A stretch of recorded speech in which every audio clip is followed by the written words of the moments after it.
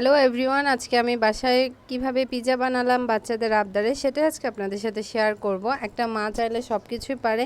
একসময় এই যে বেকিং আইটেমগুলো আমার কাছে করতে খুবই ভয় লাগতো, মনে হয় যে এই তো মনে হয় হবে না, কিন্তু এখন সাহস করে করতে করতে কিন্তু আলহামদুলিল্লাহ মোটামুটি পারি, যে আমার বাসার সবাইকে তো অন্তত বানিয়ে খাওয়াতে পারি। যাই হোক, আমি এখানে ইস্ট দিয়ে আমি ডোটা তৈরি করে রেখে দিয়েছিলাম, তো সেটা তো দেখতে পেয়েছেন ফুলে গিয়েছিল।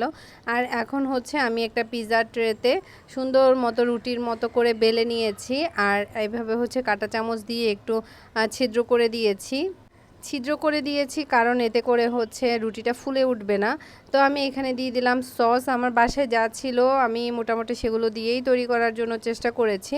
তো বাসায় ওভেন ছিল, কিন্তু আমি সেটা আজকে ওভেনে বানাইনি। আমি এখানে নিয়েছিলাম গাজর, ক্যাপসিকাম আর দিয়েছি চিকেন।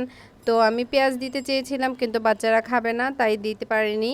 পেঁয়াজ দিলে আরও একটু ভালো লাগে, একটু ক্রাঞ্চি ক্রাঞ্চি মুখের মধ্যে পড়ে খাওয়ার সময়। যাই হোক, আপনারা আপনাদের পছন্দ মতো দিয়ে দিবেন।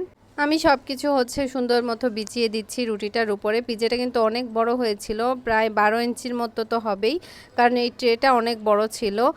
তো যাই হোক, এখানে হচ্ছে ক্যাপসিকাম, গাজর সব কিছু দিয়ে দিলাম, আর এখন হচ্ছে উপরে চিকেনগুলো দিয়ে দিলাম।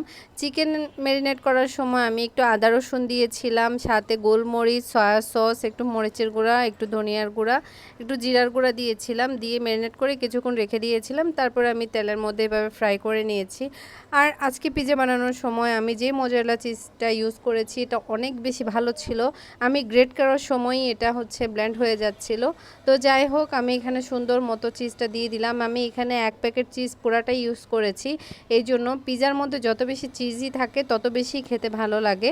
এই যে দেখেন, আমার পিৎজাটা কিন্তু প্রায় হয়ে গিয়েছে। তো আমি হচ্ছে বড় একটা পাতিলের মধ্যে বসিয়ে দিয়েছিলাম।